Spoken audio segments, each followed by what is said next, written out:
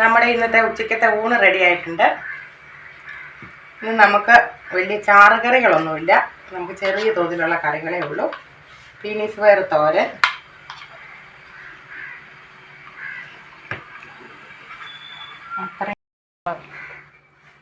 ചമ്മന്തിപ്പൊടി,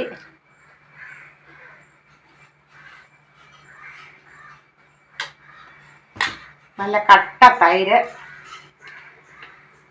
ഉള്ളിയും കാന്താരിയും ഒക്കെ ചതച്ച് ചേർത്തത്, മാങ്ങ അച്ചാറ്, കിളിമീൻ വറുത്തത്.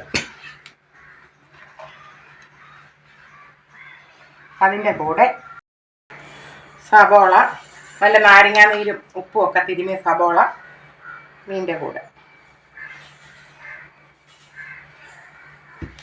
അന്നേരം നമ്മുടെ ഉച്ചക്കത്തെ ഊണ് ശരിയായിട്ടുണ്ട്.